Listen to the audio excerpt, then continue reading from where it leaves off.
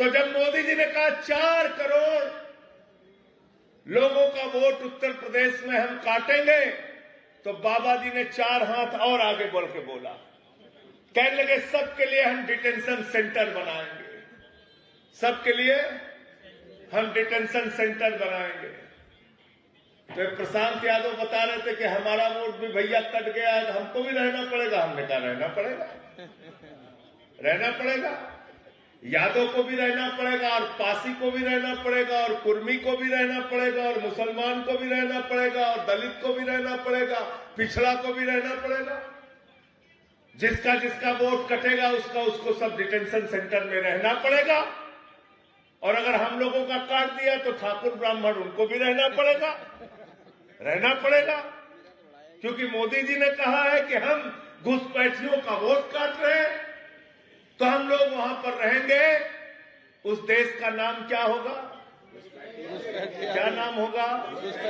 तो उत्तर प्रदेश में घुसपैठिया देश बनाया जाएगा। जो कनाडा से बड़ा देश होगा, जो पंजाब से बड़ा देश होगा, जो दिल्ली से बड़ा देश होगा, वही उत्तर प्रदेश में बनाया जाएगा। उसका नाम होगा घुसपैठिया देश, घुसपैठिया देश। उस पर डीएम भी होंगे, एसपी भी होंगे। लेकिन घुसपैठियों का कानून मालूम है? उनको फ्री में खाना देना पड़ेगा, फ्री में बिजली देना पड़ेगा, फ्री में पानी देना पड़ेगा, फ्री में शिक्षा देना पड़ेगा। अगर डिटेंशन सेंटर में किसी को आप रखते हैं तो अंतर्राष्ट्रीय नियम है, सब कुछ वहां पर फ्री देना पड़ेगा। तो मैं इस मंच के माध्यम से बाबा जी को कहना चाहता हूं, योगी आदित्यनाथ जी को कहना चाहता हूं, अगर कोई बांग्लादेशी उत्तर प्रदेश में मिले, अगर कोई पाकिस्तानी उत्तर प्रदेश में मिले, अगर कोई अफगानिस्तानी उत्तर प्रदेश में मिले, अगर कोई विदेशी नागरिक उत्तर प्रदेश में मिले, तो उसको उसके घर, उसके देश वापस भेज देना। हमारे पैसे से डिटेंशन सेंटर बना के फ्री में यहाँ पे मत खिलाना। अगर तुमको ज्यादा शौक है तो अपने घर में उन लोगों को रख लेना, हमारा पैसा इन लोगों के ऊपर बर्बाद मत करना। इस सभा में हिंदू मुसलमान सब है ना भाई? हिंदू मुसलमान सब है ना?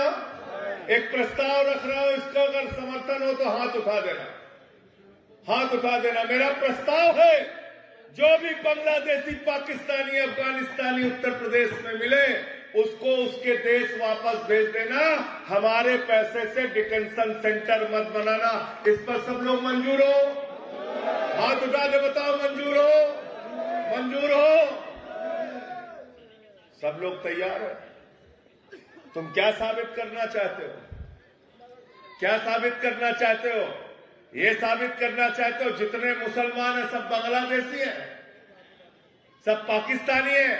ये खेल उत्तर प्रदेश में चलने नहीं देंगे बाबा जी। और अपने आका मोदी जी को भी बता देना, और अमित शाह को भी बता देना, अभी तो सिर्फ ये दूसरे चरण की यात्रा है। उत्तर प्रदेश के गांव-गांव में जाएंगे, शहर-शहर में जाएंगे, गली मोहल्ले जाएंगे, और आपको एक्सपोज करने का काम करेंगे। 4 करोड़ वोट।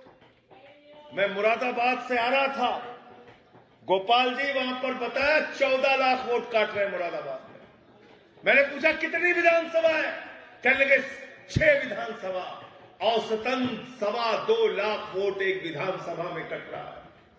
और सोचिए 2.25 लाख वोट अगर अमरोहा में कट जाए, मुरादाबाद में किसी विधानसभा में कट जाए, फिर क्या चुनाव बचेगा आपका?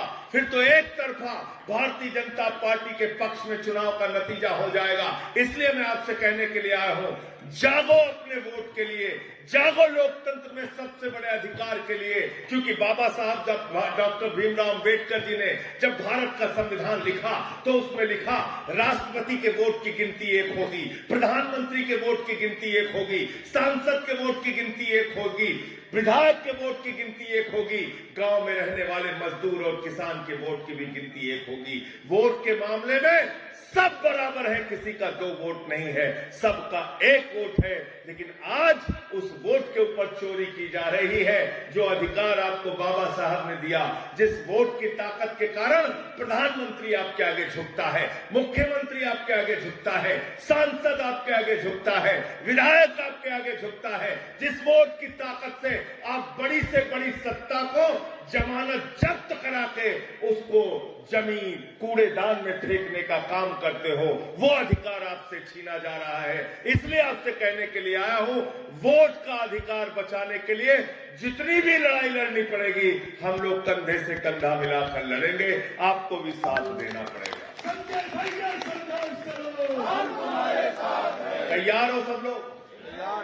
तैयार हो ना?